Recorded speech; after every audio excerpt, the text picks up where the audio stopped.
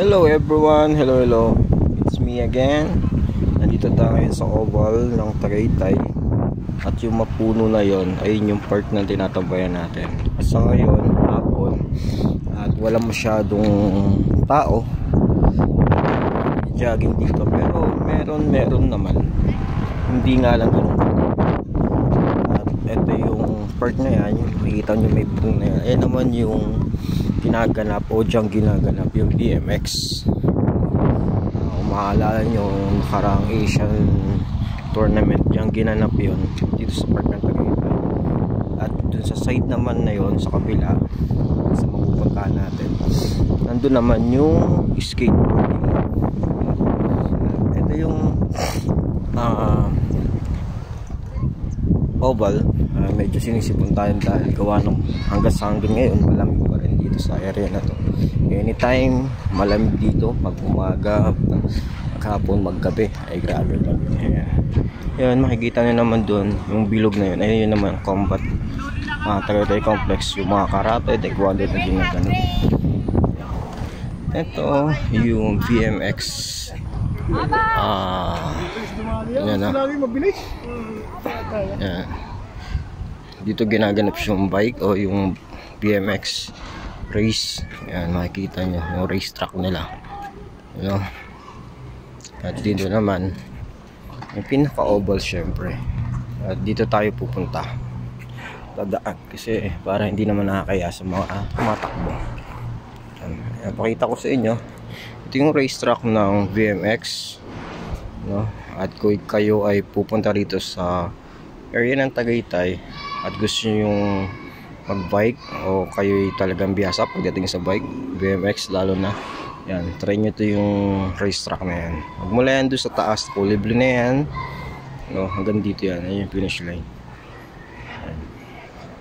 Pupunta tayo dun sa skateboarding naman, puntahan natin. May mga ilang tao dito ngayon, hindi nga lang ganun karami. And ito yung finish line ng race track ng BMX.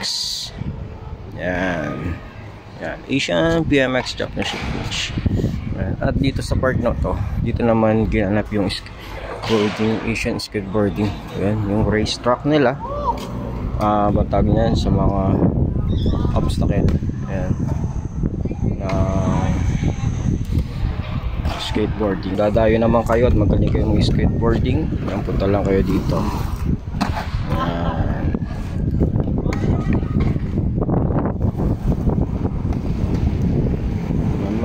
Ilang nagkaano dito practice everyday yan, marami yan dito mga practice ng mga skateboarding, mga grupo din. At mapapasin nyo sa kabila doon, nandun naman yung oval. Ayan. Yan. Ayan. At pagpasok naman dito ay walang bayad, free. Sa aking pagkakaalam, no, ewan ko lang kung alam nyo din sa mga nanonood na ito. Pero free naman, anytime pwede ka pumunta rito, umaga, tanghali, hapon, no, dito. Pero may oras, pagdating ng time na 6 yata, hindi na pwede, pinapalabas na yung mga tao. Pero time, may mga BMX, ano ko practice din. Turo ko kayo, ayan ang makikita nyo dito sa area ng Tagaytay. Ito ay sa may dun banda, malapit na dito yung Sky Ranch, no? Mula Sky Ranch kayo ay pupunta rito ng papuntang munisipyo at malapit na to sa munisipyo ng Tagaytay. Ayun yung skateboarding. Hindi tayo pwedeng umakyat sa pinaka nila kasi baka ma-accident tayo at mabalalas tayo. Pumunta sa may gilid ng mga skateboarding. Yan. May time na may event dito o tournament sila, you know. Ayan. Kung magaling kayo mag skateboarding, punta kayo dito. Ayan, mga grupo yan, mga kabataan. Lagi meron dito yan. Yan ang kabuuan.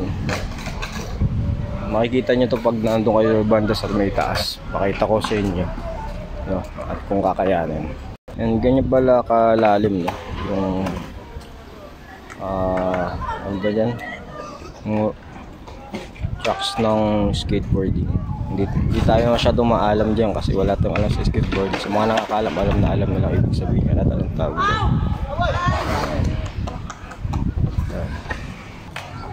Yan, papansin yan. Medyo hapon lang din kasi halos wala na rin tao, pero meron, hindi ba kung makikita nyo.